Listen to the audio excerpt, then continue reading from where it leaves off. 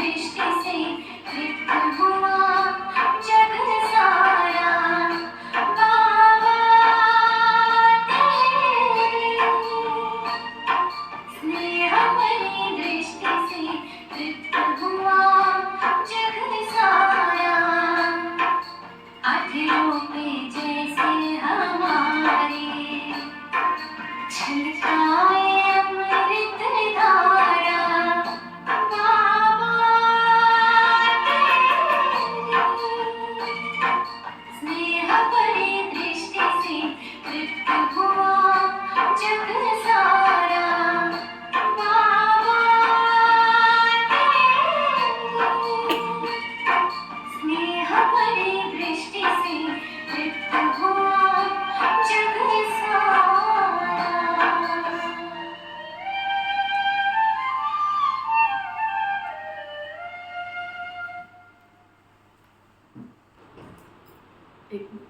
ओम शांति। ओम शांति। आज बाबा कहते मीठे बच्चे, तुम आए हो बाप से हेल्थ वेल्थ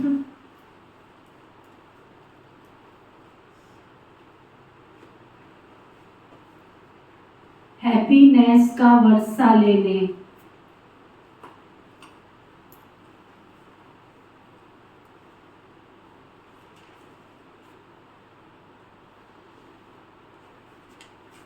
ईश्वरीय मत पर चलने से ही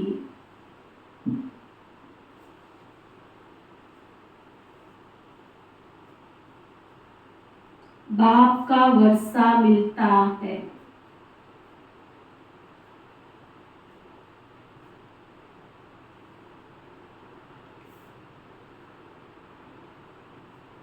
क्या लेने आए हो? दिल से पूछो, सीधे होके बैठो और मन से पूछो, अंदर की आंखों से पूछो, अंदर की आवाज सुनो। सचमुच हम वर्षा लेने आए? रीढ़ की हड्डी सीधी करो, सीधे होके बैठो एकदम और आंखें बंद करो और पूछो। बाबा ने तो कहा, परंतु क्या सचमुच मैं आत्मा ईश्वरीय वर्षा लेने आई हूँ?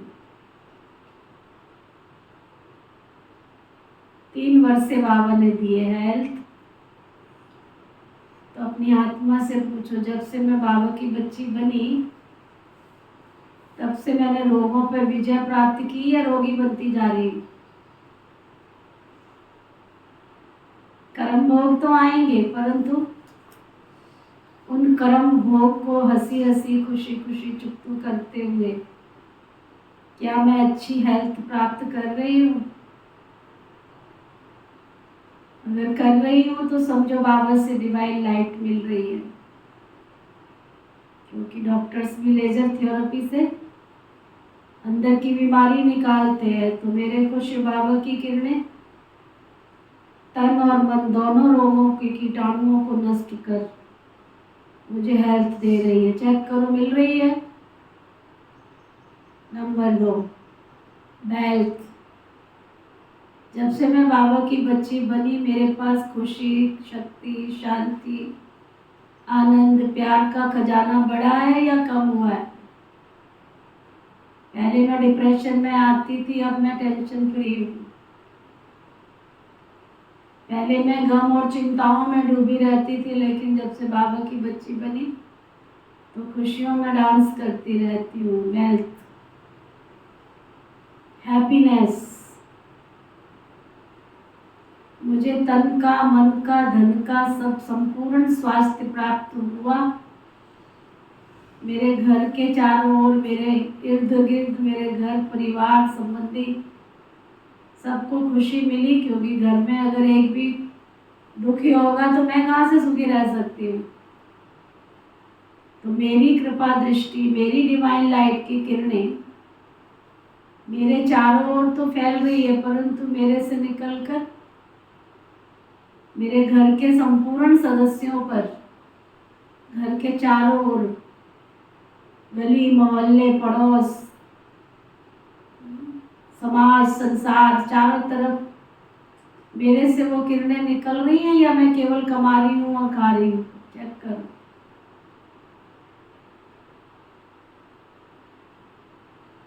किया? किस किसने किया? हाथ उठाओ। गोल गोल घूमते रहे। परसेंटेज लिखो। और उसको मिलने का आधार क्या बताया बाबा ने? सिर्फ बाबा का कहना मानते जाओ बस। उसमें कोई किंतु परंतु क्या, क्यों, कैसे नहीं। जो बाबा ने कहा बस उसे मुझे प्रैक्टिकल में लाना ही है। फिर बाबा पूछ रहे हैं, बाबा ने सभी बच्चों को विकल्प जीत बनने की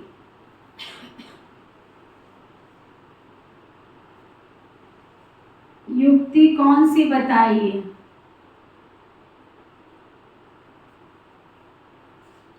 विकल्पों पे जीत प्राप्त करनी है, उसकी बाबा पूछ रहे युक्ति कौन सी बताई है बाबा ने? बाबा बता रहे हैं, विकल्प जीत बनने के लिए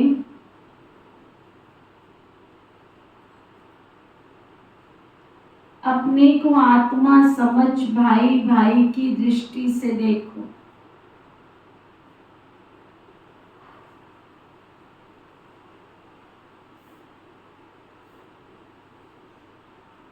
शरीर को देखने से विकल्प आते हैं।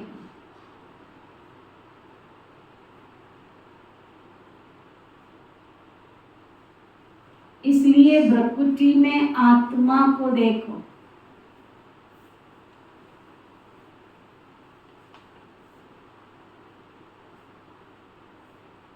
पावन बनना है तो ये दृष्टि पक्की रखो।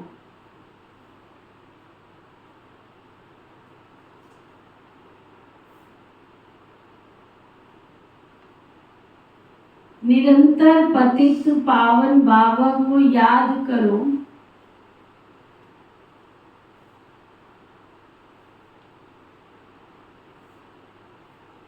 याद से ही कट निकलती जाएगी। जितना बाबा को याद करेंगे उससे ही तुम्हारी अंदर की जंक जो लगी है, बीमारी जो लगी है, वो निकलती जाएगी। खुशी का पारा चढ़ेगा और विकल्पों पर विजय प्राप्त कर लेंगे।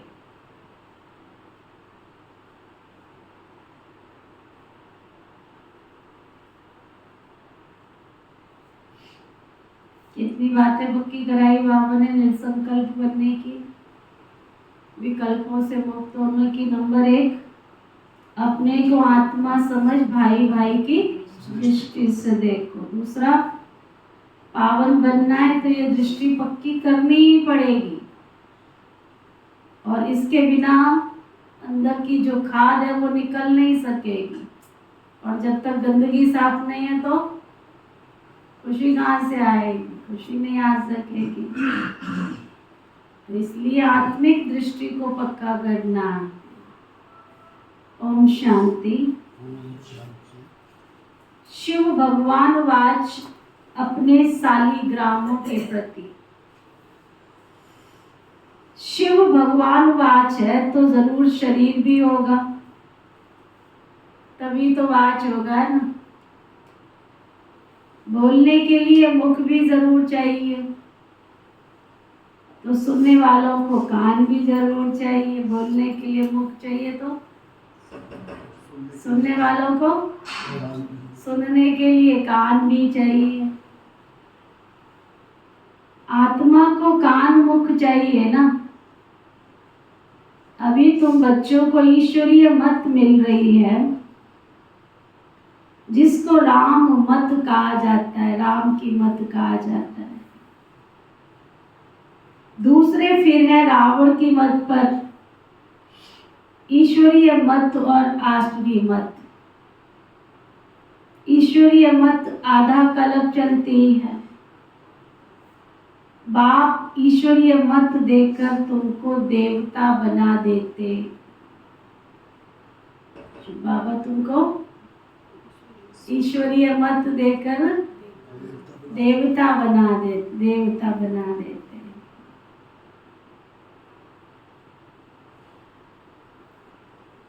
फिर सतयुग त्रेता में वही मत चलती है। कितना आप देखो दुनिया के अंदर कितनी अनेक मत है, एक ही मत ना मिले दूसरे से।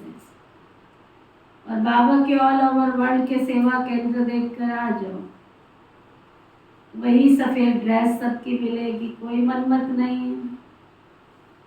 वही अमृत वेला सुबह की दिनचर्या देख कर आओ, ऑल ओवर वर्ल्ड में वही 3:30 बजे अमृत वेला शुद्ध पवन का गीत बजेगा, वही 4:45 बजे तक अमृत वेले का योग, सभी ऑल ओवर वर्ल्ड में।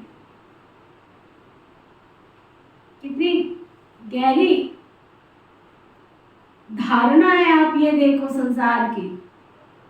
मॉर्निंग क्लास में हो सकता है कईयों की सुबह 4 बजे, तो कईयों की 5 बजे, तो कईयों की 6, तो कईयों की 7, स्थान के हिसाब से चेंज हो सकता है टाइमिंग, लेकिन ऑल ओवर वर्ल्ड में बाबा की मुरली एक जैसी जाती है, चाहे इंग्लिश हो, गुजराती हो, मराठी हो, हिंदी हो, सिंधी हो, कोई भी हो।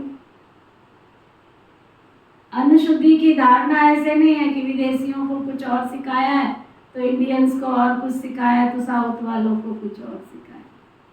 भले वो उनकी कोई भी डाइट हो, लेकिन शुद्धता सबके लिए एक जैसी है।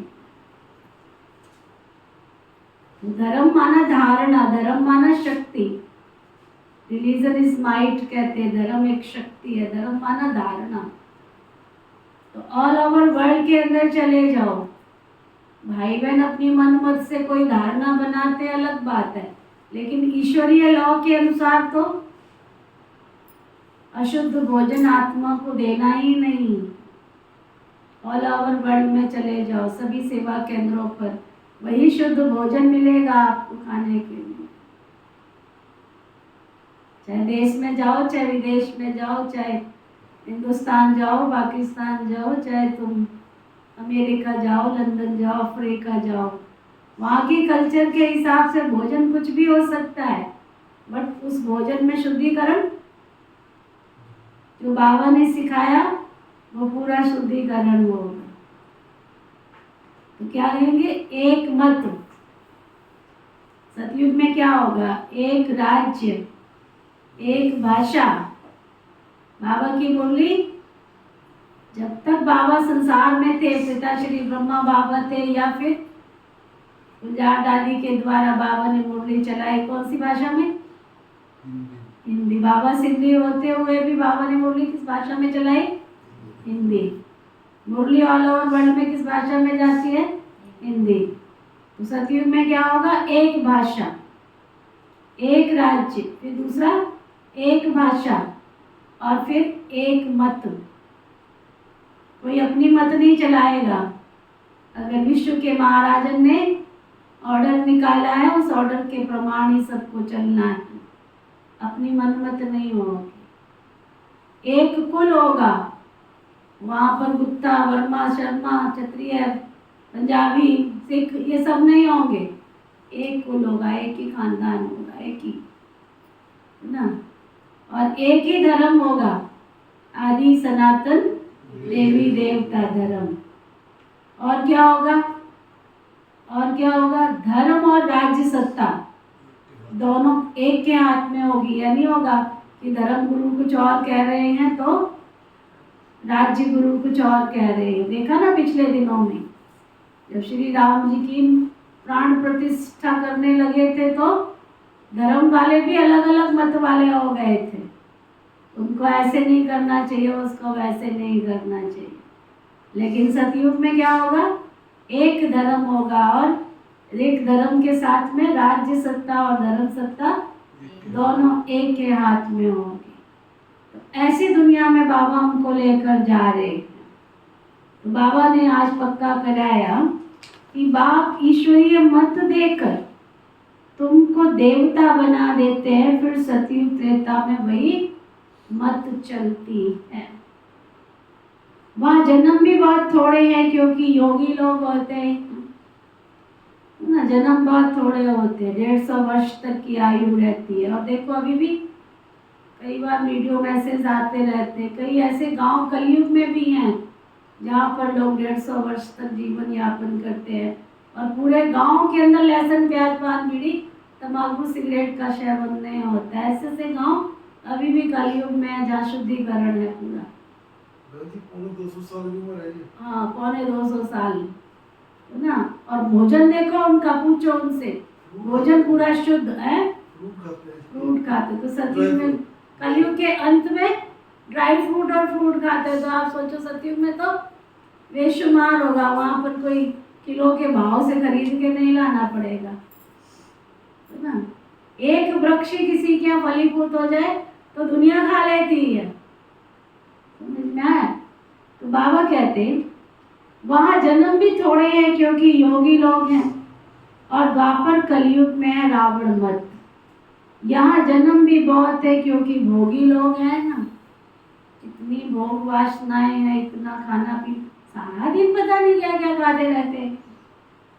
बाबा कहते इसलिए आयु भी कम होती है, फिर बहुत संप्रदाय हो जाती है और बहुत दुखी होते हैं। राम मत वाले फिर रावण मत से मिल जाते हैं, है ना। तो सारी दुनिया की रावण मत हो जाती है, फिर बाप आकर सबको राम मत देते हैं। सतयुग में है राम मत, ईश्वरीय मत, उसको कहा जाता है स्वर्ग। ईश्वरीय मत मिलने से स्वर्ग की स्थापना हो जाती है। आधा कल्प के लिए वह जब पूरी होती है तो रावण राज्य होता है, उसको कहा जाता है आसुरी मत। अब अपने से पूछो, हम आसुरी मत से क्या क्या करते थे, ईश्वरीय मत से क्या कर रहे हैं। आगे जैसे कि नरकवासी थे फिर स्वर्गवासी बनते हैं शिवालय में। सतयुग त्रेता को शिवालय कहा जाता है। जिस नाम से स्थापना होती है तो जरूर उनका नाम भी तो रखेंगे ना। तो वह है शिवालय जहाँ देवताएं रहते हैं। रचयिता बाप भी तुमको ये बातें समझा रहे हैं, क्या रचते हैं वो भी तुम समझते हो। सारी रचना इस समय उनको बुलाती है, हे पतित पावन, हे लिबरेटर, रावण के राज्य से वह दुख से छुड़ाने वाले, आओ हमको छुड़ाओ। अभी तुमको सुख का मालूम पड़ा है तब इस दुख को समझते हो ना, नहीं तो कई इसको दुख थोड़ा ही समझते। जैसे बाप नॉलेजफुल है, मनुष्य सृष्टि भी मनुष्य सृष्टि का बीज रूप है, तुम भी नॉलेजफुल बनते हो ना। बीज में ही झाड़ की नॉलेज होती है ना, परंतु वह है जड़। अगर चैतन्य होता तो बता देता, तुम चैतन्य झाड़ के हो इसलिए झाड़ को भी अच्छी रीति जानते हो। बाप को कहा जाता है मनुष्य सृष्टि का बीज रूप, सत्य चित्त आनंद स्वरूप। क्या कहते हैं बाबा को? सत्य चित्त आनंद स्वरूपम। इस झाड़ की उत्पत्ति और पालना कैसे होती है ये कोई भी नहीं जानते। ऐसे नहीं नया झाड़ उत्पन्न होता है, ये भी बाबा ने समझाया है। पुराने झाड़ वाले मनुष्य बुलाते हैं कि आकर रावण से लिबरेट करो, क्योंकि इस समय रावण राज्य है। मनुष्य तो न रचयिता को न रचना को जानते। खुद बाबा बतला रहे हैं कि मैं एक ही बार आकर के स्वर्ग स्थापन करता हूँ। एक कल्प में एक ही बार आता हूँ और आकर के स्वर्ग स्थापन करता हूँ। हेवन के बाद हेल बनता है। रावण के आने से फिर वाम मार्ग में चले जाते। सतयुग में हेल्थ वेल्थ एंड हैप्पीनेस सब कुछ मिल जाता है। तुम यहाँ आए हो ना, क्या करने आए हो? तुम यहाँ क्या करने आए हो? हेल्थ वेल्थ एंड हैप्पीनेस का वर्षा लेने के लिए, क्योंकि स्वर्ग में कभी दुख होता ही नहीं है। तुम्हारी दिल में है कि हम कल्प कल्प पुरुषोत्तम संगम युग में पुरुषार्थ करते हैं। नाम देखो कितना अच्छा है, पुरुषोत्तम युग। चलो कुछ और ना याद रहे तो इतना ही याद कर लो, हमारा समय कौन सा चल रहा है? पुरुषोत्तम युग। हम कौन से युग में जी रहे हैं? पुरुषोत्तम युग में। तो मतलब मुझे क्या बनना है? पुरुषों में भी उत्तम पुरुष बनना है। उनमें तो सीढ़ी नीचे उतरते जाते हैं, बाबा को बुलाते भी हैं, समर्पण भी करते हैं, लेकिन ये मालूम नहीं रहता है कि बाप कब आएगा।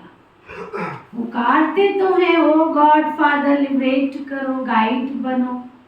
लिबरेटर बनेंगे तो जरूर आना तो पड़ेगा ना। शिव बाबा परम धाम से आएंगे तो ना, तभी तो तुम्हें दुख से छुड़ाएंगे, ऊपर से बैठे बैठे कैसे छुड़ा देंगे। वह है हद का बाप और ये है बेहद का बाप। अच्छा, फिर गाइड बन ले जाना भी पड़े। बाप बच्चों को बहुत दिनों के बाद देखते हैं ना, तो बहुत खुश होते हैं, है ना। वह हद का बाप और ये है बेहद का बाप। बाबा क्रिएटर है, रच करके फिर उनकी पालना भी करते हैं। पुनर्जन्म तो लेना पड़ता है ना, किसको 10 किसको 12 बच्चे होते हैं, परंतु वह सब है हद के सुख जो काग विष्टा समान है। बाबा कहते हैं दुनिया के सुख कैसे हैं? हद के, काग विष्टा समान। अभी सुख है तो अभी दुख है। बिजली आ रही है तो एसी की ठंडक में आराम मिल रहा है, बिजली गई तो एसी भी गया। ओम नमो शिवाय। अच्छा, चलो लगा लिया करके, घर में जनरेटर लगा लिया, जनरेटर में से डीजल और पेट्रोल खत्म हुआ तो फिर दुख शुरू हो गया। रसोई में सबने अपने अपने घर में बॉम्ब रखे हुए हैं। क्या है, मिसाइल्स कैसी होती है? सिलेंडर। और आजकल तो घर में एक नहीं कितने सारे रख लेते है ना। तो सोचो जरा कितने कितने बॉम्ब्स रखे हैं, तो कितने साइंस के साधन सुख भी देते हैं। तो बाबा कहते हैं इस कलयुग में दुख के, तो तब बाबा कहते हैं इस दुनिया में जो सुख है वो सब क्या है? काग विष्टा समान सुख है। सतो प्रधान बनने की युक्ति तो बाप ही आकर बताते हैं। बाबा को ऑलमाइटी अथॉरिटी कहा जाता है। क्या कहा जाता है बोलते भाई? बाबा को क्या कहा जाता है? World almighty authority. विश्व की सबसे बड़ी सत्ता तो प्रभु है ना, और वो प्रभु हमारे साथ है। कितना नशा चढ़ना चाहिए। वर्ल्ड की ऑलमाइटी अथॉरिटी, विश्व की सत्ता, और वो सत्ता हमारे साथ है। कितना नशा चढ़ना चाहिए ना। मनुष्य समझते हैं गॉड ऑलमाइटी अथॉरिटी है तो जो चाहे कर सकते हैं, मरे को जिंदा कर सकते हैं। एक बार कोई ने लिखा, अगर आप भगवान हैं तो मक्खी को जिंदा करके दिखाओ। ऐसे ढेर प्रश्न पूछते रहते हैं। तुमको बाबा ताकत देते हैं जिससे तुम रावण पर विजय प्राप्त करते हो और बंदर से मंदिर लायक बनते हो। उन्होंने तो फिर क्या क्या बना दिया। वास्तव में तुम सब सीताएं भक्तियां हो। तुमको आकर के बाप रावण की जेल से छुड़ाते हैं। चलो बाबा के पास।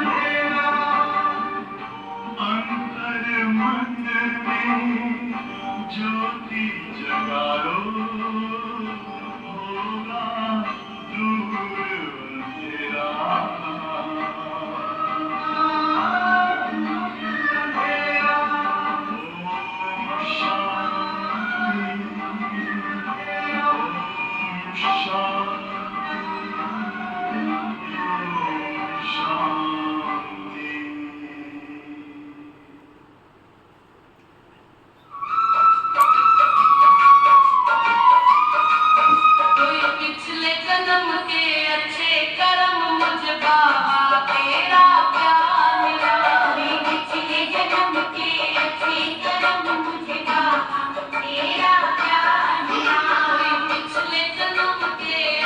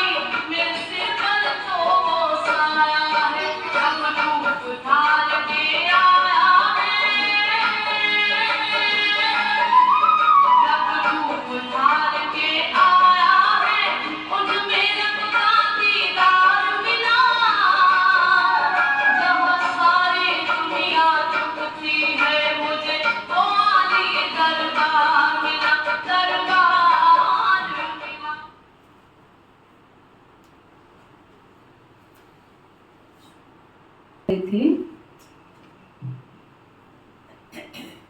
तुम सबको रावण से बाबा ने छुड़ाया है ना। रावण से तुमको कभी भी सुख नहीं मिल सकता। इस समय सब रावण की जेल में है, राम की जेल नहीं कहेंगे। राम आते हैं रावण की जेल से छुड़ाने। रावण 10 सिर वाला बनाते हैं, उनको 20 भुजाएं दिखाई हैं। बाबा ने समझाया है कि 5 विकार पुरुष में और 5 विकार स्त्री में हैं। उनको कहा जाता है रावण राज्य व 5 विकार रूपी माया का राज्य। ऐसे नहीं कहेंगे इनके पास तो बहुत माया है, माया का नशा चढ़ा हुआ है, नहीं। धन को माया नहीं कहेंगे, धन को तो संपत्ति कहा जाता है। तुम बच्चों को संपत्ति आदि तो बहुत मिलती है, तुमको किसी से कुछ भी मांगने की दरकार नहीं है, क्योंकि ये पढ़ाई है ना। पढ़ाई में मांगना होता है क्या? टीचर जो पढ़ाएंगे वो स्टूडेंट पढ़ेंगे, जितना तुम पढ़ेंगे उतना ऊंच पद पाएंगे। मांगने की तो कोई बात ही नहीं है।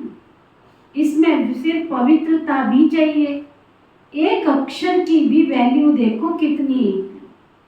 तुम पदम भाग्यशाली बन जाते हो। बाप को पहचानो और बस उसको याद करो। बाबा ने पहचान दी है ना, जैसे आत्मा बिंदी है वैसे मैं भी आत्मा बिंदी हूँ। वह तो एवर पवित्र है, शांति ज्ञान पवित्रता का सागर है, एक की ही महिमा है। सबका पोजीशन अपना अपना होता है, नाटक भी बनाया है। कण कण में भगवान, एक पिक्चर निकली थी कण कण में भगवान। बाबा कहते जिन्होंने नाटक देखा होगा वो जानते होंगे।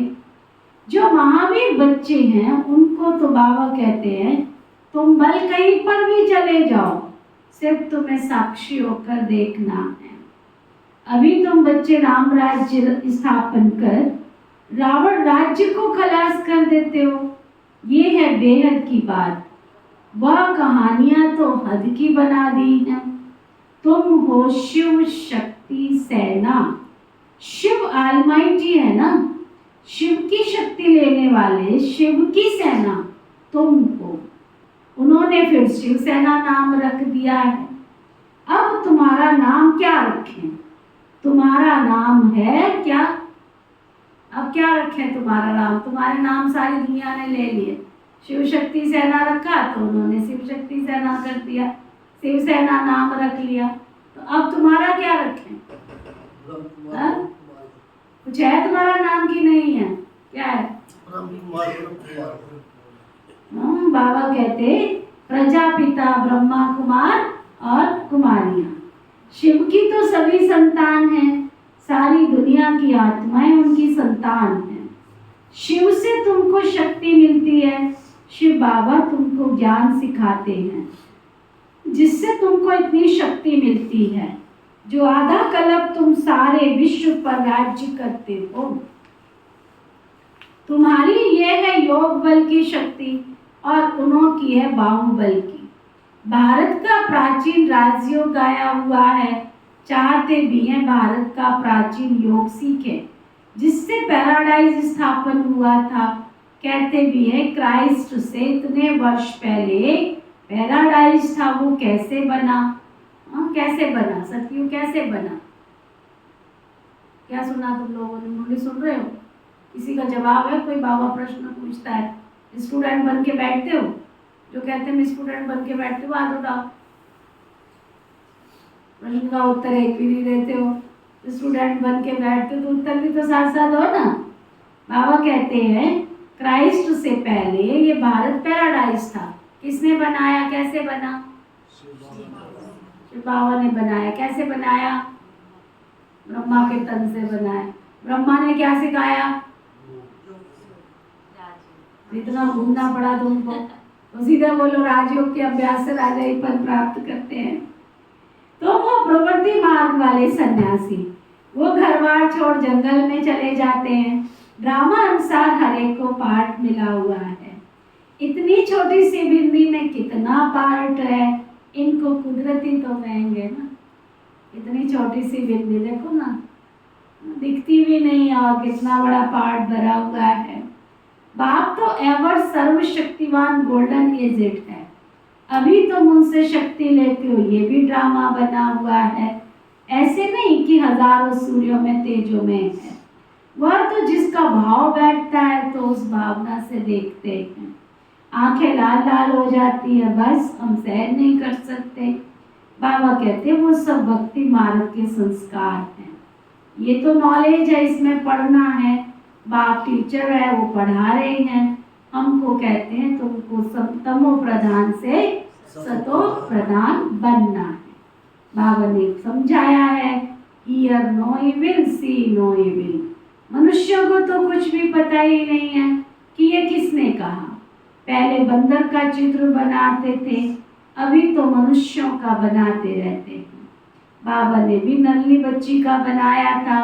मनुष्यों को भक्ति का कितना नशा है।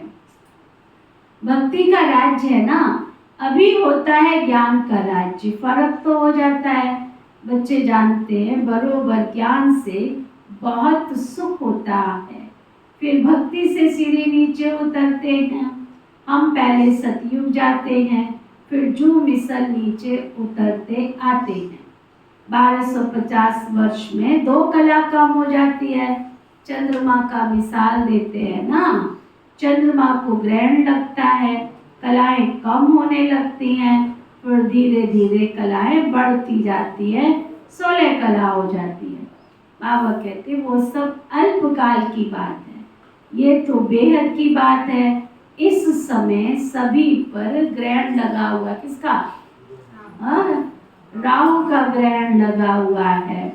ऊंचे ते ऊंचे बृहस्पति की दशा।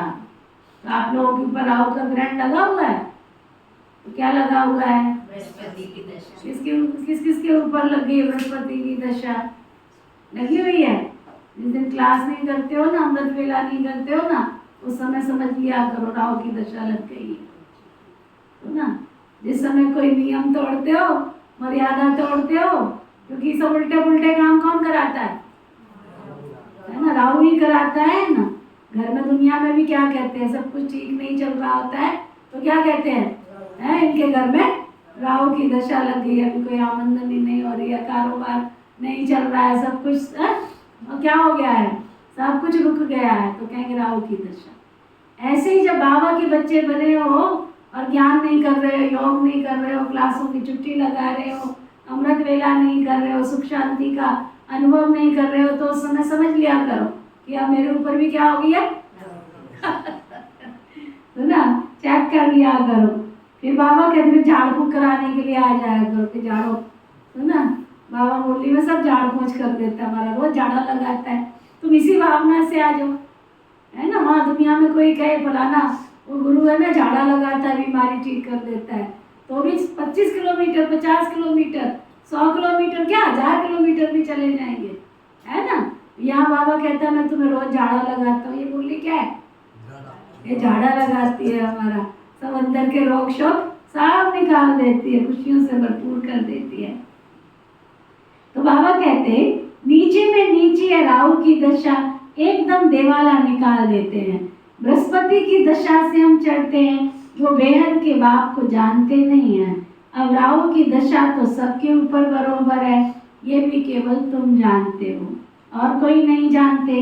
राहु की दशा ही इंस्टॉलमेंट बनाती है, बृहस्पति की दशा से सालवेंट बनते हैं। भारत कितना सालवेंट था, एक ही भारत था सतयुग में। राम राज्य पवित्र राज्य होता है जिसकी महिमा होती है। अपवित्र राज्य वाले गाते हैं मुझ निर्गुण हारे में कोई गुण नहीं। ऐसी संस्थाएं भी बनाई हैं, उनका नाम रखा निर्गुण संस्था। अरे ये तो सारी दुनिया ही निर्गुण संस्था है, एक ही बात थोड़ी ही है। बच्चे को हमेशा महात्मा कहा जाता है, तुम फिर कहते हो कोई गुण नहीं। ये तो सारी दुनिया ही है जिसमें कोई गुण न होने के कारण सबके ऊपर राहु की दशा बैठी है। अब आप कहते हैं देह दान तो छूटे ग्रहण। अब जाना तो सबको है ना, देह सही देह के सभी धर्मों को छोड़ो, अपने को आत्मा निश्चय करो। तुमको अब वापस जाना है। पवित्र न होने के कारण वापस कोई भी जा नहीं सकते हैं। अब बाप पवित्र होने की युक्ति बताते हैं। बेहद के बाप को याद करो। कई कहते बाबा हम भूल जाते हैं। बाबा कहते मीठे बच्चों, पतित पावन बाप को तुम भूल जाएंगे तो फिर पावन कैसे बनोगे? विचार करो, ये क्या कहते हैं। जानवर भी कभी ऐसे नहीं कहेंगे कि हम बाप को भूल जाते हैं। देखो आप बच्चों, देखो चिड़िया को, देखो चिड़िया के बच्चों को, देखो गाय के बछड़े को, देखो 100 किलोमीटर छोड़ के आ जाओ फिर भी बछड़ा फिर भी अपनी माँ के पास दौड़ के चला आता है। और तुम बच्चे हो के, मनुष्य हो के भी कहते हो हम बाप को भूल जाते हैं। बाबा कहते हैं तुम क्या कहते हो? अरे मैं तुम्हारा बेहद का बाप हूँ। तुम आए हो बेहद का वर्षा लेने। निराकार बाप साकार में आए तब तो पढ़ाए ना। अभी बाप ने इसमें प्रवेश किया है। ये है बाप दादा, दोनों की आत्मा इस भ्रकुटी के बीच में है। तुम सब हो बाप दादा तो जरूर दोनों आत्माएं भी होंगी, शिव बाबा और ब्रह्मा की आत्मा। तुम सब बने हो प्रजापिता, ब्रह्मा, कुमार और कुमारियां। तुमको नॉलेज मिलती है तो जानते हो हम आत्मा भाई भाई हैं। फिर प्रजापिता ब्रह्मा द्वारा हम भाई बहन बनते हैं। ये बात पक्की चाहिए, परंतु बाबा देखते हैं बहन भाई में भी नाम रूप की कशिश हो जाती है। बहुतों को विकल्प आते हैं। अच्छा किसी का शरीर देखा तो विकल्प आ जाते हैं। अब आप कहते हैं अपने को आत्मा समझ, भाई भाई की दृष्टि से देखो। आत्माएं सब ब्रदर्स हैं। ब्रदर्स है तो बाप भी तो जरूर चाहिए ना। सबका बाप केवल कौन है?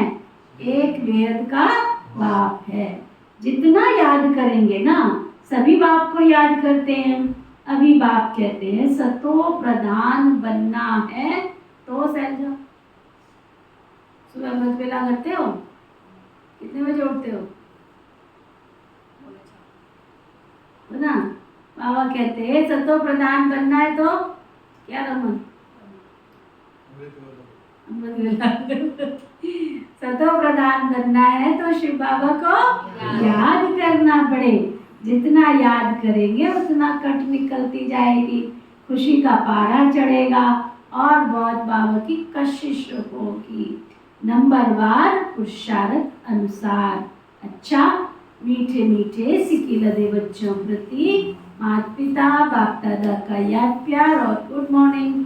रूहानी बाप की रूहानी बच्चों को नमस्ते।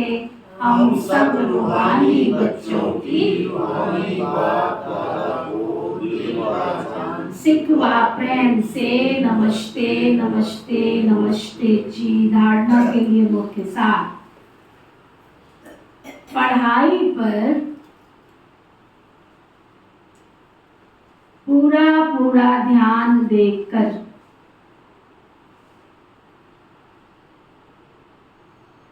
पढ़ाई पर पूरा पूरा ध्यान देकर क्या करना है? अच्छा जो कहते हैं मैं धनवान बनना है वो हाथ उठाओ। किसी को नहीं बनना? संपत्तिवान धनवान जिसको बनना है लंबा हाथ उठाओ। नहीं बनना है तो तुम्हारी मर्जी है। देखो किस किसने उठाया, लंबा हाथ उठाओ। चलो ठीक है। बाबा कहते हैं धनवान बनना है तो पढ़ाई अच्छी रीति पढ़ो। ना पढ़ाई पर पूरा पूरा ध्यान देकर स्वयं को संपत्तिवान बनाना है।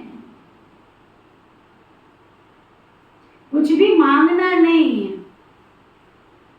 कईयों की नेचर देखती हूँ मैं, कहीं भी कुछ देखेंगे ना लालच आ जाता है। बस एक बाबा की याद और पवित्रता की धारणा से, देखो कितना सिंपल बाबा बता रहे हैं।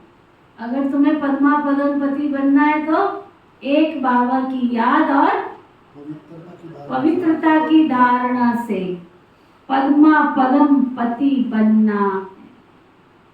इतना मोल है पवित्रता का।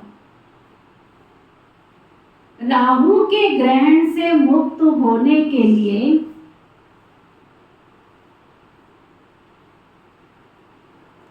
राहु के ग्रहण से मुक्त होने के लिए विकारों का दान देना है।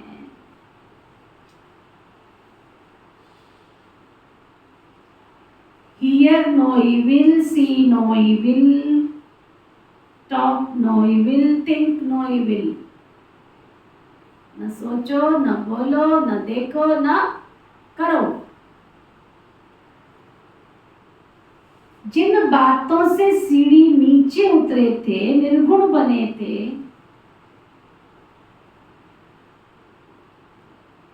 उन्हें बुद्धि से भूल जाना है। वरदान, सतगुरु प्यारे बाबा का वरदान। पहले आपके मंत्र द्वारा सर्व का स्वमान प्राप्त करने वाले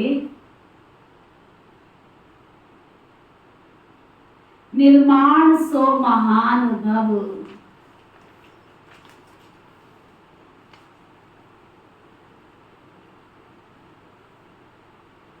यही मंत्र सदा याद रहे, निर्माण ही सर्व महान है। पहले आप करना ही सर्व से स्वमान प्राप्त करने का आधार है। महान बनने का ये मंत्र वरदान के रूप में सदा साथ रखना। वरदानों से ही पलते उड़ते मंजिल पर पहुंचना। मेहनत तब करते हो जब वरदानों को कार्य में नहीं लगाते। अगर वरदानों से पलते रहो, वरदानों को कार्य में लगाते रहो, तो मेहनत समाप्त हो जाएगी। सदा सफलता और संतुष्टता का अनुभव करेंगे। स्लोगन, सूरत द्वारा सेवा करने के लिए क्या? सूरत द्वारा सेवा करने के लिए अपना मुस्कुराता हुआ रमणीक और गंभीर स्वरूप इमर्ज करो।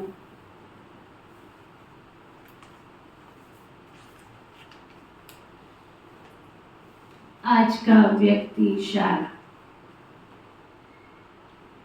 किसके संस्कार सरल और मधुर होते, तो वह संस्कार स्वरूप में आ जाते। जब संस्कार बाप दादा के समान बन जाएंगे, तो बाप दादा के स्वरूप सभी को देखने में आएंगे। जैसे बाप दादा वैसे हूबहू वही गुण, वही कर्तव्य, वही बोल, वही संकल्प अनुभव होंगे। सभी के मुख से निकलेगा, ये तो वही लगते हैं। ओके, ओम शांति।